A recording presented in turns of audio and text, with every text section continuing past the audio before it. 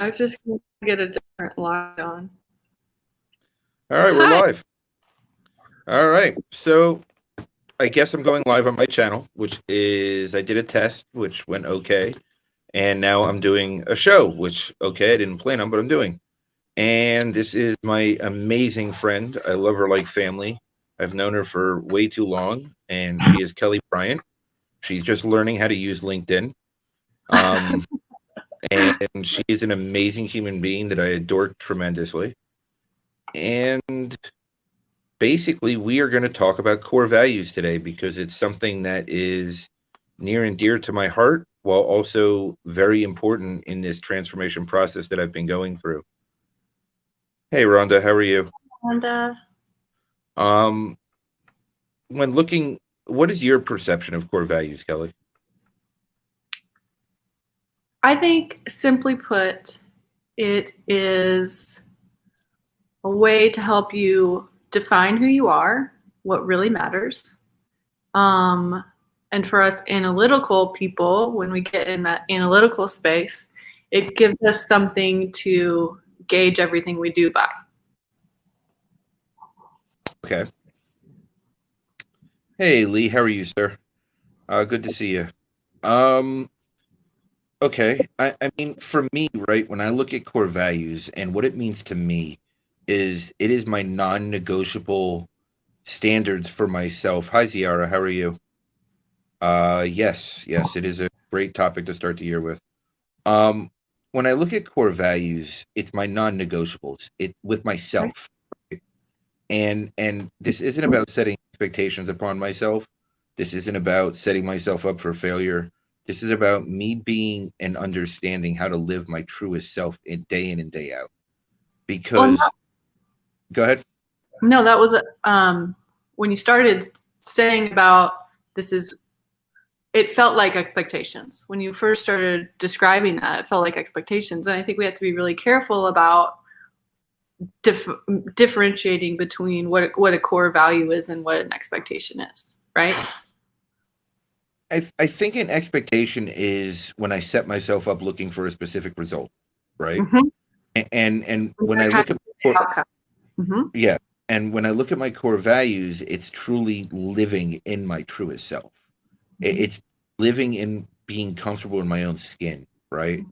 Because as I've gone through this awakening and this, full transformation of everything that I'm going through, one of the things that I've noticed is I felt ill or I felt off at times and I wasn't comfortable with myself. And until I identified exactly what my core values were, and I broke them down much differently than most people do, just because I guess probably because I'm a little too over analytical. Probably. So for me, I had to break it down on a mental, emotional, spiritual, and then what I'm looking for in a partner level, right? Only by, hey Annie, Hi. um, by for me it was about I needed to understand what I'm looking for, what I'm looking at, where I want to be, and what I what what I want to be and present myself to the world as, right? I want to live in my actions and I want my actions to mean more than my words. So for me, when it comes to my core values, I need them to align with exactly how I act on a daily basis. And I need to act to align myself with my core values because when I don't, I mean, I would literally physically get ill over things and I wouldn't know why. I Mm-hmm. wouldn't know, and it could be the smallest little thing, but if it's going against who I am truest to my core, then it would explain why I feel like it's chipping away at me slowly. So can you give an example of, so that we can differentiate between an expectation or an action? Hey, What, Jared. give us an example. What's one of your core values? And then Okay, how did so that translate into how you live your life? so one of my core values is blunt, transparent honesty. Uh-huh. Um, and for me, what I started realizing over the last couple months is even if it's omitting, even if it's in conversations in privacy, even if it's in circumstances that shouldn't matter to most people, if I say something that doesn't align with who I am, it still eats away at me. And I can't feel free and clear from it without coming either clean about it or without being very open about it, right? And the example is at the beginning of this 12 days in a private conversation, I made comments about one of the hosts, and I was feeling ill about it. So I told the host what I did. I apologized. I own it. The host made their decision to drop out of it because they weren't comfortable, and I understood it completely, right? That's their choice and every right to, because I truly did something that is just not who I am. Yeah. And I own that. And I risked, who knows what would have happened. And then I went to all the other hosts and I explained to them what I did, because I couldn't not be honest. Now, granted, some of the hosts were like, well, we know you and that's not who you are and we don't care. Yeah. But some of them wanted more details, right? Because they wanted to understand. And I respect the fact that they wanted to understand who they're sitting next to on the screen. And people work very hard to build their audience, and they want to understand who's going to be next to them. So I mean, that's the easiest example I can give, right? And it's come to the point for me that if I'm not living in my core values, I feel off, and I get uncomfortable within myself. And from this, I am finding my own personal freedom of self. By living within my core values, it is creating a freedom of self. So how is that different from, or is it different than authenticity? I think it's different to a different level. I think it has something. Hey, Ramona, how are you? Yes, it is humility. I think authenticity is being vulnerable, being real about who you are. But when you're talking about core values, for me, it's my non-negotiables. Okay. This So is who I am. Okay, great. Yeah, so I didn't define it in that way. And when I've done this practice for myself, my core values are, when I look in the mirror, who am I when I look in a mirror? And I haven't gone that far. And I think that's important to go so far as to also what you're, and we have to be really careful not to cross that line of expectations, right? That we're not having expectations over other people. But I think, yeah, and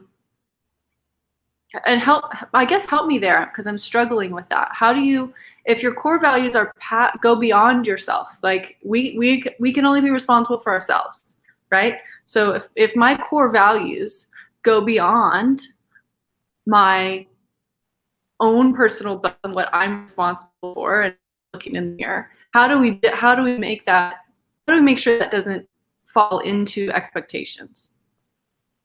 To me, the expectation side is that I'm expecting a result, right? And this isn't about expecting a result. This is about an internal work thing. This is about knowing who I am, what it's going to take for me to be my best self. Hey, Laura, and to continue to be my best self, right? This isn't an expectation. This is my non-negotiables of who I am at my core. Right. And that's right, exactly. And so that's when you say, so again, you're saying it's about you, not about other people. But when you were categorizing, there was something about relationships. Is that just who you are in relationships? It's what I need in a relationship. And it doesn't mean that all of them have to come from one person, right? Like I think there's 11 or 12 things listed under that. Now, it doesn't mean that I need all 11 or 12 from one person, right? That's what I need for me to feel like I can be my most authentic, truest self, right? Yeah. Like I can be to my core, my best self. Right. So it's not like I'm setting standards or exact standards on what I need from a specific person, but I need people to fill those. Those are the gaps that I need to be filled for me to fit into where I feel most comfortable. And this has nothing to do with anybody else. This is all about me being comfortable within me, right? Like this is I know what I need, and this is what it is. Okay. And I forgot that it got dark early, so I don't know where I'm going to go when it gets dark. But that's besides the point. It's okay. So yeah, it'll be dark by the end of this for sure. Yes. Um, okay, so let's back up again because it looks like a couple people I keep seeing what. Go back to some of the comments because I want to make sure we don't. I want to make sure we don't miss them. Okay. I feel like So Mike Richardson had a comment. he did. Matter of consistency with what you value when you're inconsistent. Yeah, 100%. Yeah. Yes. And then Laura jumped. Laura's this one right here. Um. Okay, so it's not about self, Laura. This is about who I am as a person. And I don't think this is about self. This is for me. This is for me being comfortable in my own skin, right? This is for me being grounded to who I truly am. It being self-aware and understanding who I am. Now, when it comes to what I look for in a partner or in relationships in my life, it's not about being selfish. It's about being clear and communicative, right? Like going into a relationship with somebody that doesn't fit into anything that you're looking for is setting yourself up for a disaster. But having the clear communication of this is what you know you need and this is what you know you want in relationships, then I think that's a very honest, transparent way to walk into something. Mm-hmm. Right. And everybody has their own version of that. And when you're looking for somebody and you're looking for either a life partner or a friendship or a lifelong friendship or somebody to bring into family, right? Because, I look at the close the closest people to me as family. So um, when I'm looking at those things, I think, you've got to really get to the point that you're bringing the people that you can relate to the best and synchronize in the best ways. Mm-hmm. Right. And I think that's what it is. It's not about holding a standard and throwing people out. It's about if you're going to be true to yourself and you want to be your best self and comfortable in your own skin, then you create a level of knowing what you want and need.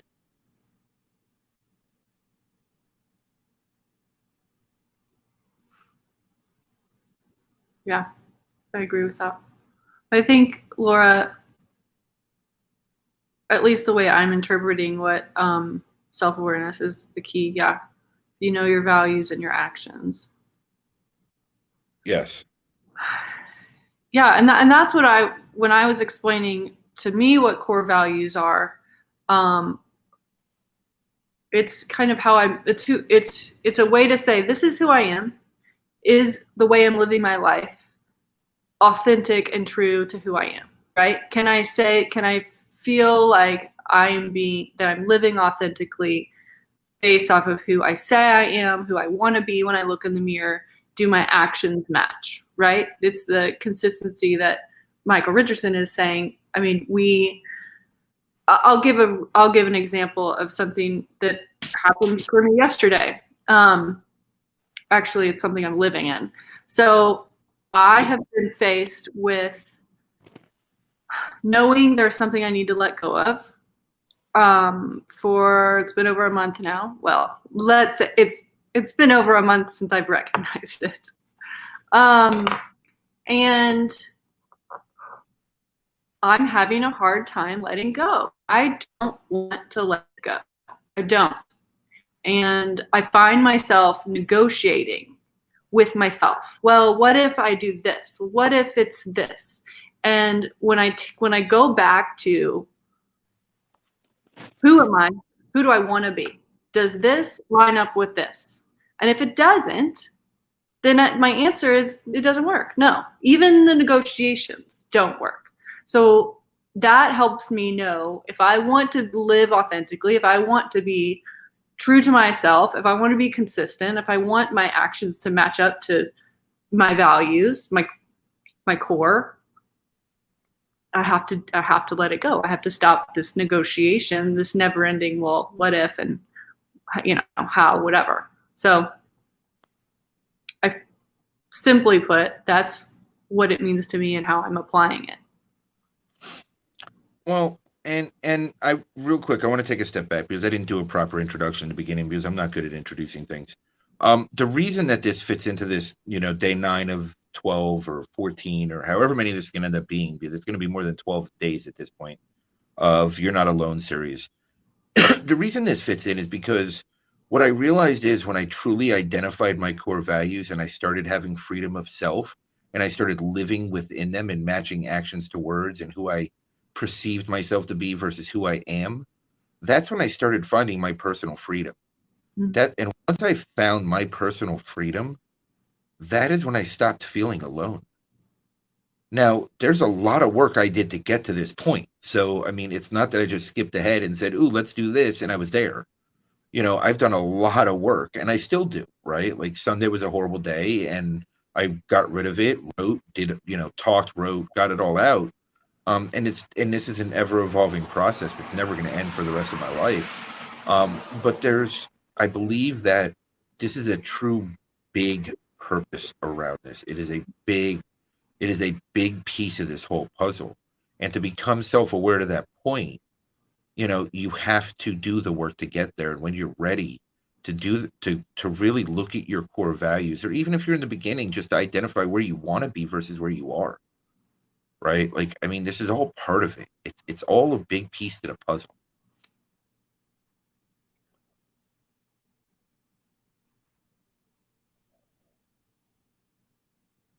Yeah. Yes. It's so true. You can rationalize Yeah. anything, right? You can't. You can rationalize anything. When it's something you really want, even if it's not good for you, you can negotiate, rationalize, and find a way to keep it, even if you know in your core it's not right. I think, something that you said triggered me, and it goes along with your word for the year.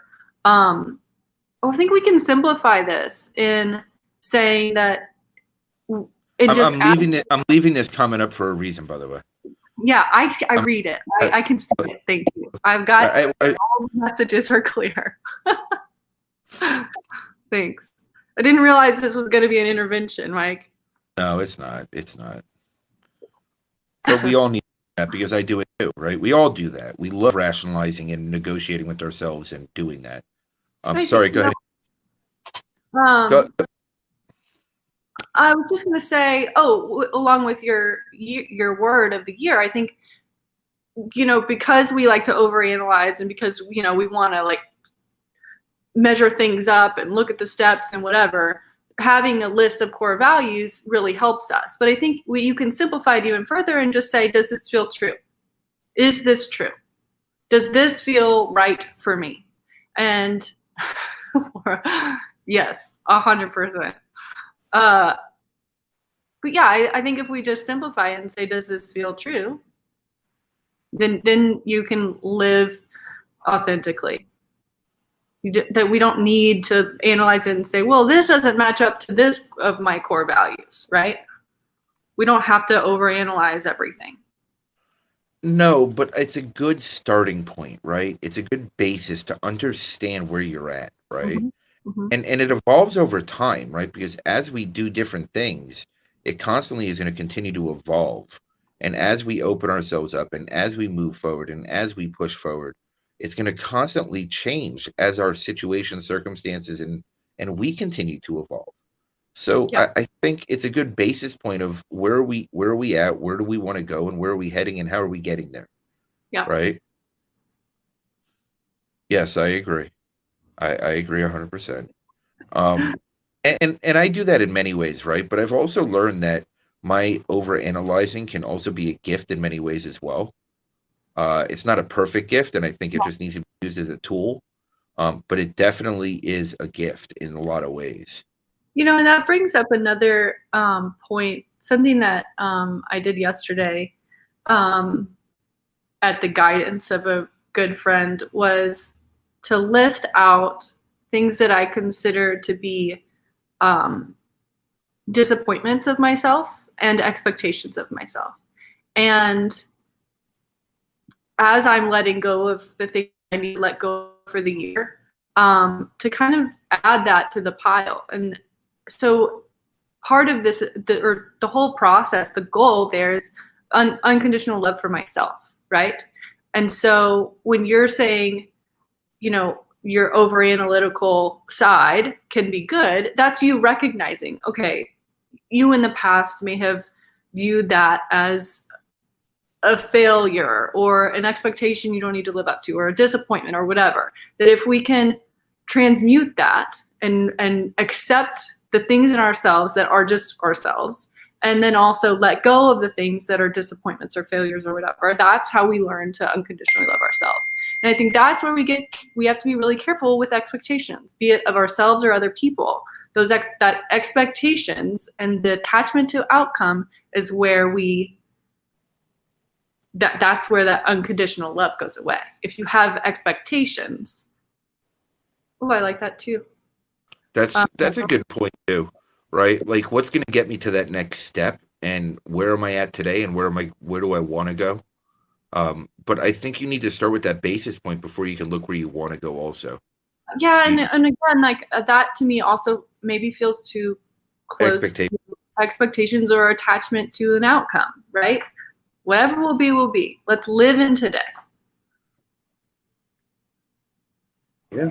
I mean, I think it's all part of it, right? Because to me, it's a good foundational core is to create that baseline of where we're at, where we want to be, and how we fall into our words versus actions, and actions matching words. Mm-hmm. Now, again, as we evolve, it evolves. As circumstances change, situations change, all those things change. But I think it's a good practice to do that list and to come up with, break it down however feels comfortable for you, so that you can really see where you're at.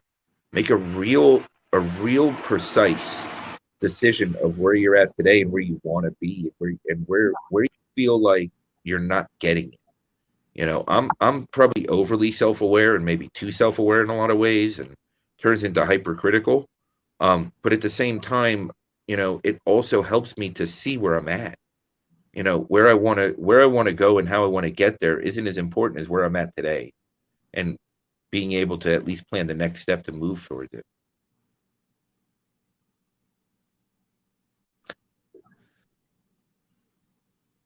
This one's a bigger one. To stay in my head and to think, keeps me in my head and to think.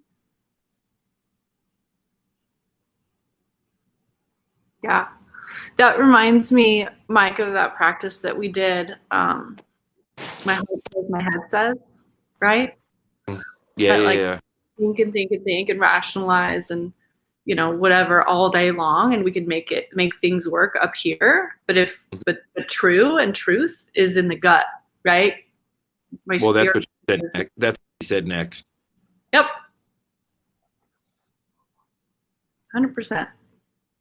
Yeah. So we did an exercise that I learned from. I don't even remember.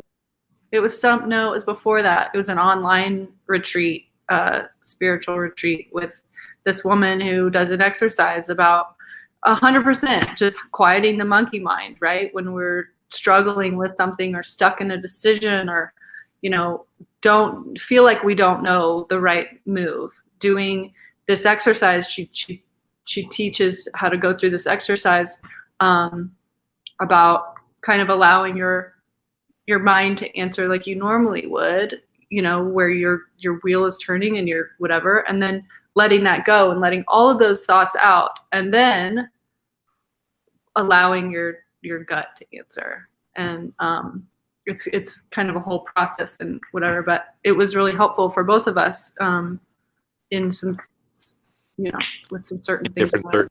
Different circumstances. I mean, I want to also reframe this a little too. Keep in mind, right? I'm doing this for a reason, because 8 months ago I was a miserable, broken mess in many different ways in my life.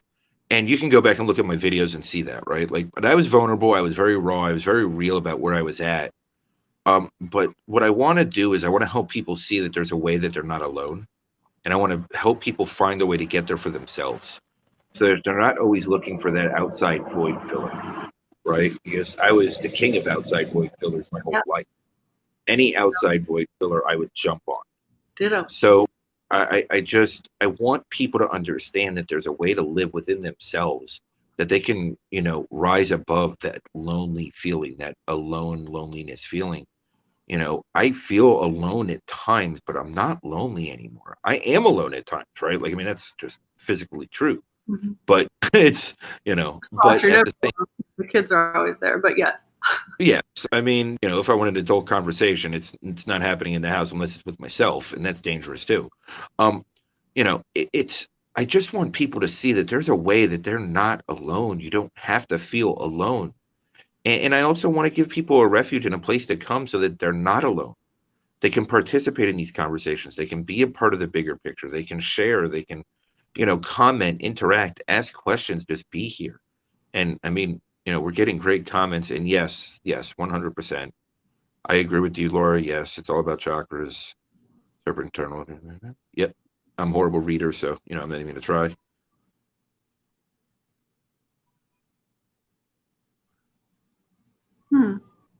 And I'm getting called by my 3-year-old who's in the bathtub because my 10-year-old's not listening. So, okay, Michael, that's a great question. Feels right for the wrong reasons. I think my answer to that would be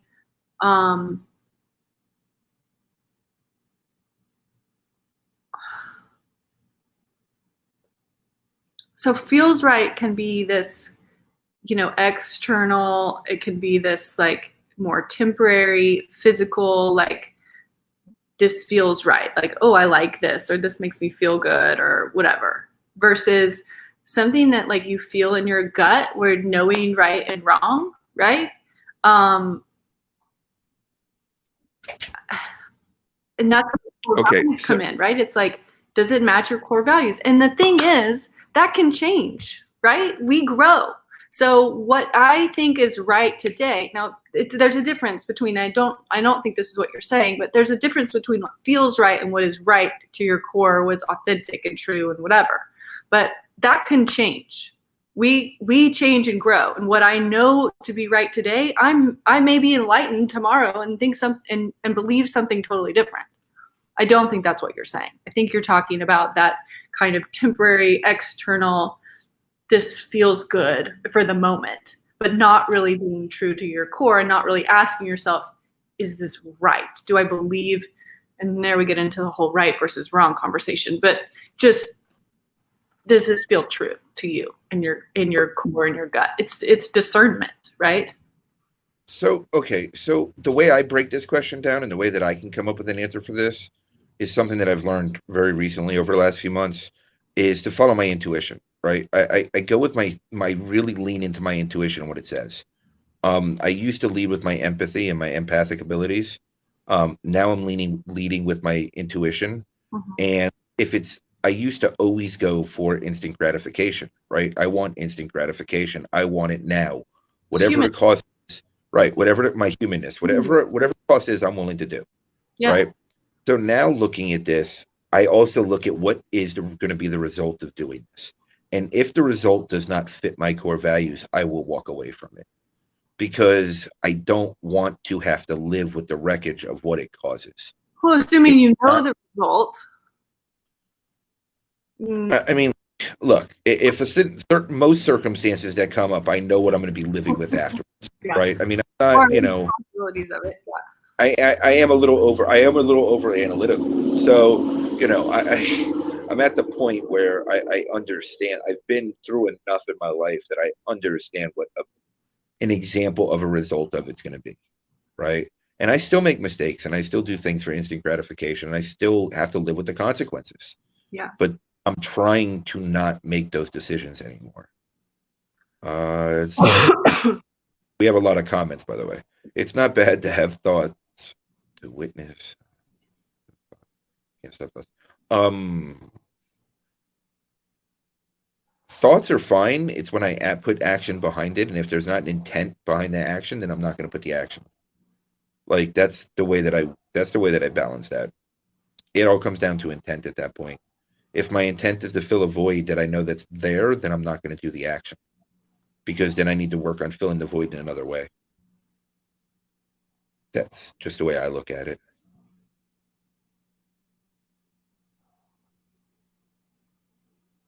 Okay. Fan of mindfulness, vacation. Your necessity mind that doesn't stop otherwise.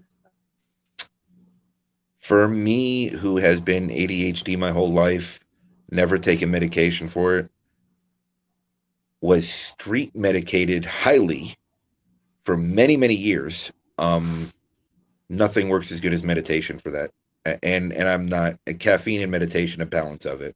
The caffeine helps my ADHD slow down enough that I can meditate and be able to get to a centered, focused place. And if it starts moving at a higher rate again, then I usually go back to centering and getting meditation again. Um, the medication thing, I'm just not sold on because it's not something I want to do. It's just not. Maybe because I'm in sober, maybe because I'm in recovery, and it just doesn't work for me. Oops, I just lost a comment somewhere. What if something feels right for the wrong reasons? Wrong I for can. the right reasons. Oh, wrong for the right reasons. Um, that could be uncomfortableness, right? That could be stepping into yourself when you've never done it before. That could be going into an unknown. I think that does happen often as you're evolving and changing. Huh? Discomfort. Yeah. I mean, I think that happens a lot, but I think if your intuition's guiding you that way, then you've got to trust your intuition. I firmly believe in following my intuition these days. And, doing the work I've done has helped a lot also, right? I mean, I've done a lot of work on writing things out. Trusting that and doing the best you can with the information you have at the moment, right? And giving yourself grace that's what you're doing, right? That I'm doing the best I can with what I have at the moment. And if tomorrow I know better, then yeah, I agree. I think we have to be really careful with talking about right and wrong. Like that's, yeah, I 100% agree with you. Right and wrong is a personal decision that you either you have to live with the consequences either way. And I can't make that judgment for any other living human being on this planet other than myself. Mm-hmm. That's right and wrong is a personal description.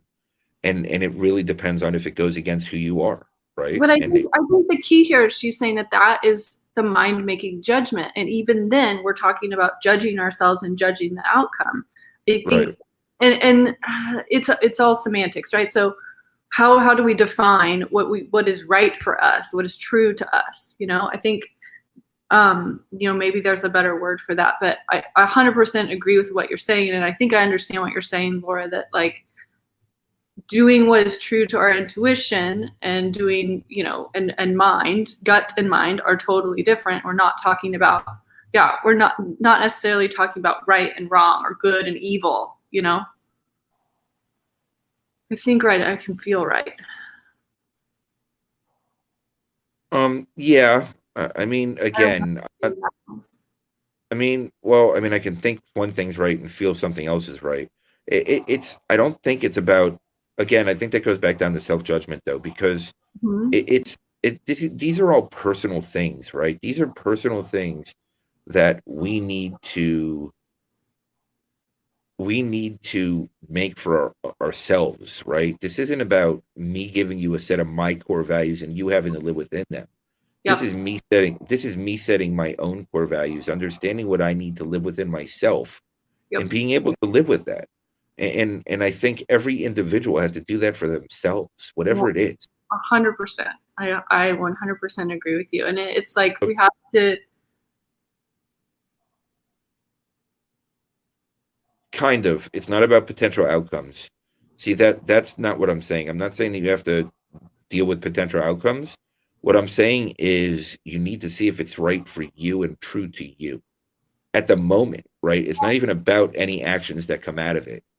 So it's when I look at something and I say one of the biggest things for me is blunt, honest transparency, right? But I also know that if I have a conversation confidentially with somebody and I make even a silly remark like that conversation was, I still need to come clean about it just because it doesn't fit within my core value. I feel wrong by doing it, even if the person never knows. So for me, I have to do what works for me. Yeah. It's not about what works for anyone else. This isn't about satisfying anybody else's needs. This is about me finding my truest self, my best self, living within those personal non-negotiables and just being as personally free as possible, because it's the only freedom that I can find is of myself, right? When I get to that space and I lose any judgment or disregard or lack of trusting self or not loving myself or losing worth within myself, then I know that I'm going against my core values. And then I need to start identifying my actions that aren't aligning with what I believe, what I am. That's how I look at this. And I'm not saying it's perfect. I'm Yeah. telling you what works for me, right? Yeah. Like, Yeah. and I'm a different kind of broken than most people. So I want to go back to what Richardson said. Yeah, and it's about gut, right, Ramona? So, no, it's not about thinking. It's not about right. So let's detach from right and wrong. It's not about thinking, and it's not about right and wrong. This is about, and even actions or outcome. Like, let's separate from all those things. What we're really talking about, what it is, that authenticity that's true to you, that I have a truth inside of me, that I have discernment, that I in my gut know that this feels true and right. Not up here. It's not that I've thought about it and decided that I'm an honest person, or that, it's not that. It's, this is who when I look in the mirror, this is my gut. These are the things that are true and authentic to me. It's not that I figured this out and it's through meditation, it's through whatever your mode is, whatever your mode of, if it's religion, whatever it is, what is true to your core. It's not about thinking to figure it out. What we intuitively know. Rocky Mick. Yeah. Yeah. It's the knowing. It's the knowing, right? Yes. There's many good questions. Michael Richardson's throwing them at us like bricks. It's okay. Yeah. How thoughtful he is.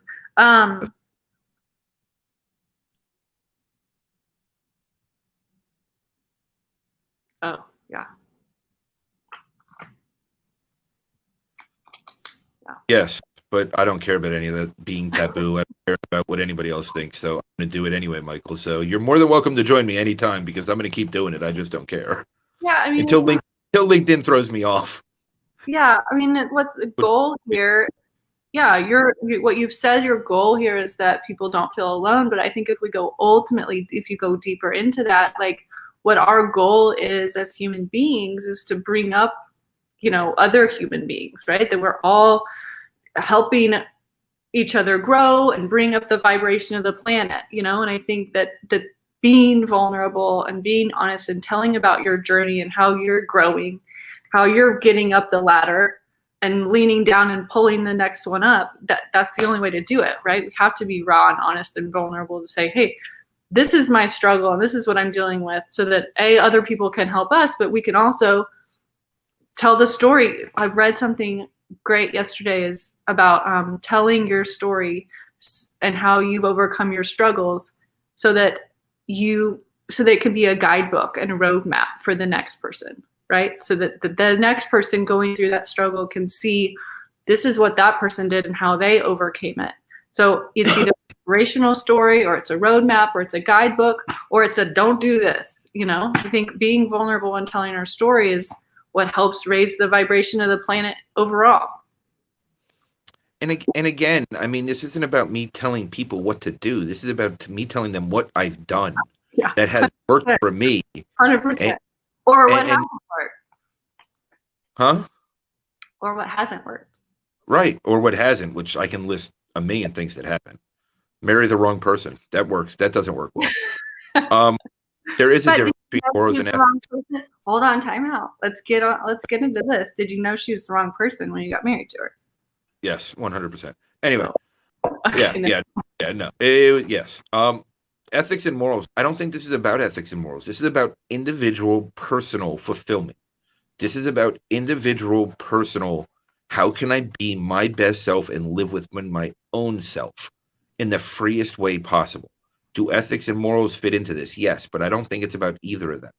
This is about personal freedom of self. Yeah. For me, I mean, again, this is, we're talking about me now, so I'm the center of attention. So, well, this is your thing. We are talking about you. It kind of is. Right. Yes, it is all existential. Yes. 100%. Okay. Kelly's tall and we still can't see her through this. Like she's looking over it. This is how this works. Okay, hold on. Oh, Laura, I went through, this is such a, oh my goodness. I went through a rabbit hole of this the other day because I had this moment of, so I'll just give a, I'm going to say it, whatever. I've totally lost my train of thought with this one. With the last comment that we were talking about with I know. You want the comment? You want the do we really want to get into this? No, you're right. It's a serious conversation, and it is. Yeah, we can go on and on and on forever. But what I want to say about this is, I had a realization, a few days ago, kind of having to do with what we were talking about in terms of letting go, but also in terms of expectations of other people. And we've touched on this in that my core values or whatever, what's right is what's right for me, and I can't put that on anyone else, right? And I think because of the way, but because of the way I grew up or because of society or whatever, I was very judgmental of people. And if you didn't believe what I believed and you didn't, here's the lane, stay in the lane. And if you don't stay in the lane, that's sin. And over the last 15 years, maybe not even that long, let's say 10, less than 10 years. When I turned 30 was the first time in my life that I actually started questioning why I believed what I believed. And it wasn't until, and I think we develop and grow and whatever, but just a few days ago for me, something clicked in that, and it has to do with this whole unconditional love for self and what we're talking about, and that I'm doing the best I can do with what I know today. And tomorrow I may know and believe something differently because I am in life or whatever. And so right and wrong, all of those things I can't put that on somebody else. Now, are there exceptions in terms of murder and things like that? Yes. If we're harming other people, 100%. But I think in general, I have to have grace for everybody else. And again, grace is there. That's that comes from my religious background, that word. But lower my expectations for other people. I don't want to say lower. Not okay. It's about the absence of expectations. Yeah, it's not have expectations of other people. Yeah. So so we're both about to get sucker punched a little. So here comes Laura disagrees about the morals and ethics not being part of this. The reason I'm saying that it's not part of it. It's part of it, but it's not. It's not anybody else's morals and ethics. It's my personal internal compass of morals and ethics. Okay. I don't need to fit into anyone else's. Now, mine might be aligned with society's norms and fills, right? But this is about me having personal individual freedom. Okay, this isn't about this isn't about, or not about. It's about just being our best selves. Does Laura have more comments about this in terms of morals and ethics? I think it's really interesting for you to define. Yeah, so for you to differentiate for yourself morals and ethics and where those fit into your core values. I mean, for me, when I did the core values, I wasn't looking at morals and ethics. When I did hang on, Sid. But morals and ethics maybe bigger than core values? Yeah, I mean, they live within it, but I don't think that it's part of it. Okay.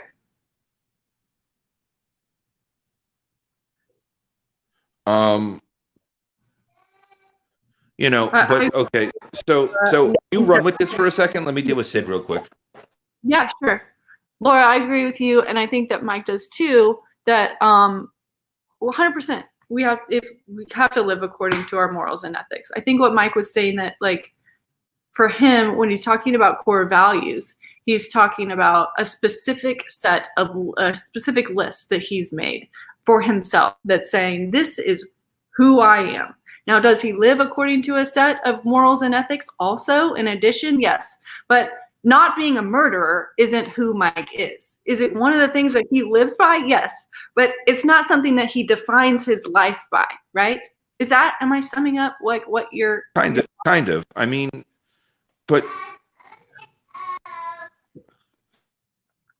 I wish I could see the comments before they go up. I know. I'm sorry, but here comes Michael Richardson, and he's got a good question, and he's 100% right, and I hate to admit it.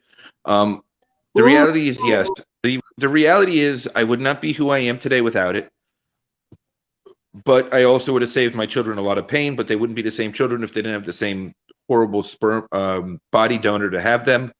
Oh. You know, it's a rabbit hole. You're right. I didn't handle the whole circumstance correctly, and that was on me. It wasn't as much her. She was the same person from the very beginning, and I didn't handle it appropriately. And I allowed things to spiral the way that they did, out of control, which then affected my children's lives, and now I'm rectifying that. So I can look at it from a negative or a positive, but it's helped propel me to the person I am today. It's made my children the people that they are today, and because of my actions today will make them the people they are tomorrow. Okay, we can move on from that. I don't know what else to say about that, because it's kind of, that's where it's at. Oh my gosh, there's a lot of stuff here. Yeah, there is. I finally figured out how to view comments.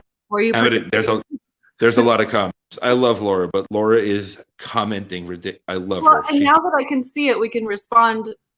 Yes, quickly, right? I do that. Yes, ma'am. Where this disagree came from? Where did this disagree? Oh, or your values are based on your morals and ethics.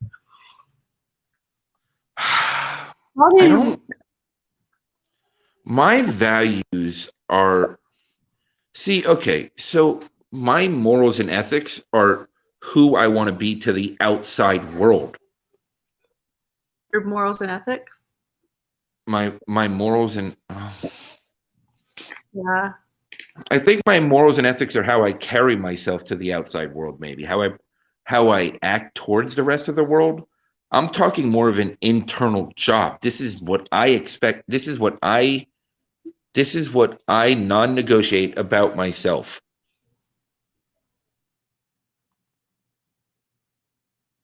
I think he just muted himself. I did. I'm sorry. My kids are. No, okay. We didn't know.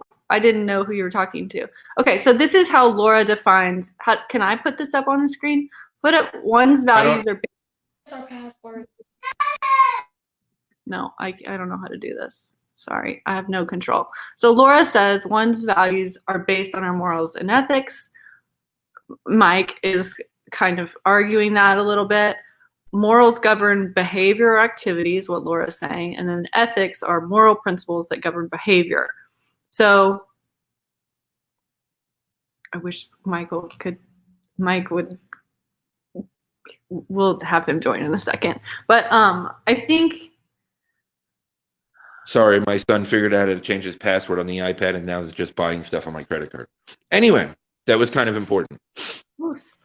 Well, at least smart. He's an 8-year-old that hates school, but apparently he's just like me, so I can't really be that mad at him. Okay. So go to the very last comment where Laura defines ethics and morals, and see how you feel about that in terms of your core values. Oh, let's see. Ethics are decisions based upon individual character and subjective morals are widely shared communal and social.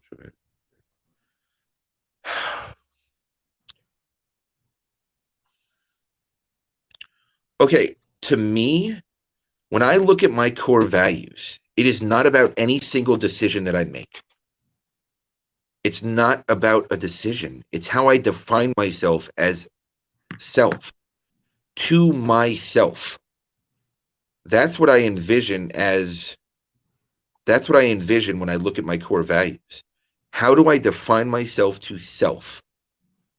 Right? Because if ethics are decisions, then ethics would be carried up from my values. Okay, the My definition of ethics. The Yeah. definition of ethics. Moral Yes. principles that govern a person's behavior or the conducting of an activity. Moral principles. A set of moral principles. That is the definition of ethics, right? So it's kind of like going around in circles. I don't think it's the same thing. I just don't. I think that is how I act towards the world, is within an ethical and moral manner and with integrity, correct? And integrity is one of my core values. But it's not my only one, and it's not my only non-negotiable. Like I need to mentally stimulate myself. These are things that feed and fuel my soul. These are things that help me be my best self at all times, that I know are non-negotiables for me to be my best self at all times, or closest to my truest self. I feel like it is just different because it's a deeper level of an internal responsibility towards self. And to get to, and Laura keeps saying it's not. But the way you're defining it. So what? I'm probably explaining it wrong, but yeah, but I think that I wish I could better bring the two of you together, because I think that you're saying the same things, just using different language. So Steve Ronda, I'll agree with. Anyway, sorry. So your core, who you are, comes from somewhere, right? And if where that comes from. How about we move on and just accept it as an agree, and we ignore the other ones that aren't? You didn't agree. You are agreeing, but you're just not communicating it in the same way. Well, clear communication is one of mine, and apparently I'm failing at it right this second. So I will evaluate that later when I'm nauseous over it. Wow. I'm nauseous over in his gut. He knows. Look, this is a learning experience, right? So when I'm doing core values, I'm looking at my internal deepest self non-negotiables. Yeah. To me, I live within ethics and morals, every action and every decision I make, right? Yeah. Do I slip up? Do I make mistakes? Yes. Am I going to slip up and stab somebody in the chest with a knife? No, I'm just not going to. I was taught at a very young age, you don't run with a knife. Anyway, like, I mean, I don't, yeah.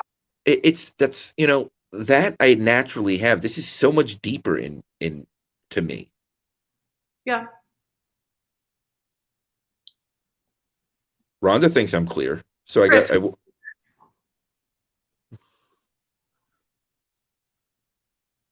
yeah, you're good. Rhonda's defending me now.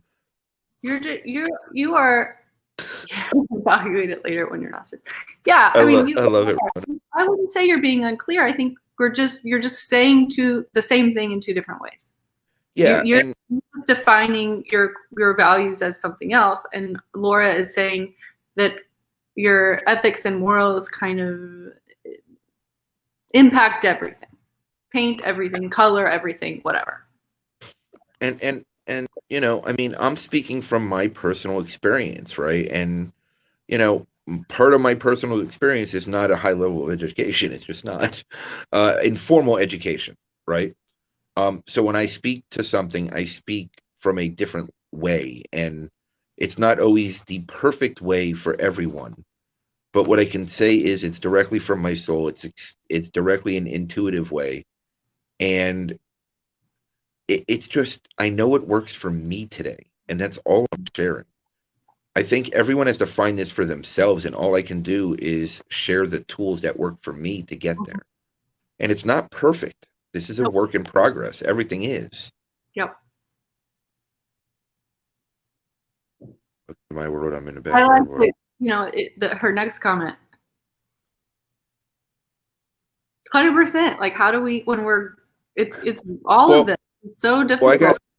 Well, here's the good news. When I stop navigating it, I'll be dead. So I won't have to define anything anymore. 100%. I think there's this misconception of oh, we're going to get it all figured out and then we'll reach what, transcendence or something. No, we're always going to be working on this. We will always be, yeah.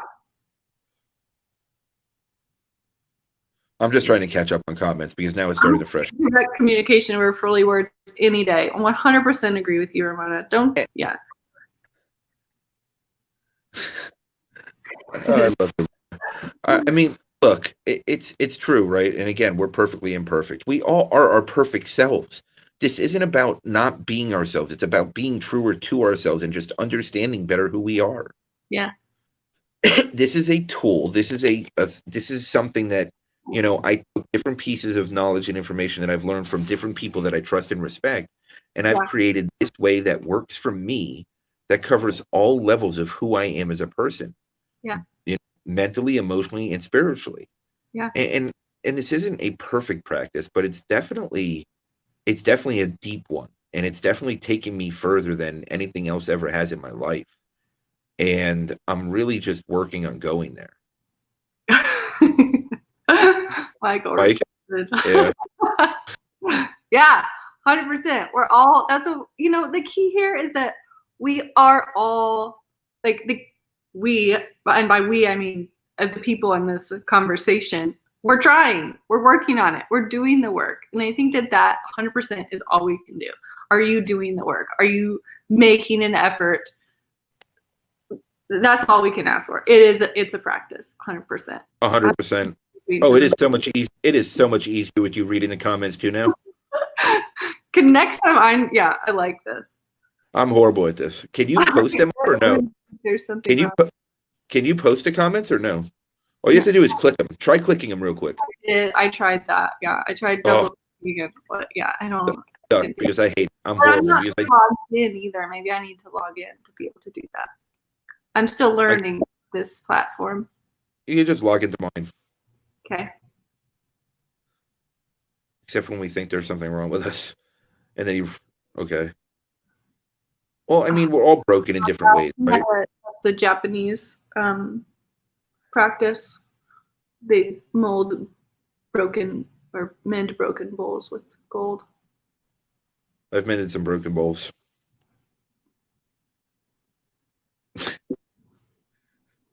Being true to yourself. Yes, no resistance and no struggle. You just be yourself. This is fun, isn't it? Yeah. I'm sorry, I keep skipping. So Laura commented, can we just have this dialogue? Yeah, it just feels like a great group chat. It is, and it's live for the world to see on Twitter, YouTube, LinkedIn. You know, perfect. You know, since primarily LinkedIn and my 26,000 contacts and my 200 on Twitter, we're safe there. And, you know, 30 or so on whatever. Yeah. You know, at the end of the day, all we can do is share our experience and our knowledge and what's worked for us. Mm-hmm. And then everybody's got to take pieces from everyone that they listen to and find their way that works for them. Yep. You know, I mean, what I share with others, and I've shared with Kelly, right? Because I'm really close with Kelly and we're really close and we help each other. It doesn't. Just because it works for me doesn't mean right. It for you and vice versa. Yeah. And Kelly's created her own ways around doing what I've shared with her. And the truth is, I'll never tell someone not to go to their intuition, because they've got to go to their intuition. Don't trust what I say just because I'm saying it. Yeah. Take the knowledge I'm giving you, go to your own personal intuition and see if that's what works for you. Yeah. I don't care who it is. They could be the most respected human being on the planet. Don't trust it unless your intuition agrees. 100%. That's something that, again, is pretty new to me. Kelly didn't react. It was nice. Kelly's never been so stone-faced in her life. You know me. Shoot. You said something. Oh. So the whole concept of take what resonates and leave the rest is something that literally is so new to me. You know, growing up the way I grew up, it was either you believe everything in the Bible as it's written and as the pastor taught it to you, or whatever. I don't want to get deep there because I'll No, quit. But I right. think I mean, the whole take what resonates and leave what doesn't, what you were just saying, goes back all the way around to the truth is the truth is in us, right? Trust your gut, trust your intuition. If it works for you, great. If it doesn't, throw it out. and you have to. Yeah, yeah. We're both frozen, I think. Or am I just frozen? Yeah, she says take what you want and leave the rest. That's old school. That's new school for me. That is so new to me. Like within the last month, 2 months. I don't know. I just froze completely. I'm frozen. I'm not frozen, but also I can't. I mean, I can see you and hear you and everything. Nobody's saying that you're frozen. Can someone comment if he's frozen? Laura, you and I need to have a chat. Clearly, Didn't I introduce you? I don't understand. Probably, I need to figure out this whole LinkedIn thing. I'll do it on WhatsApp.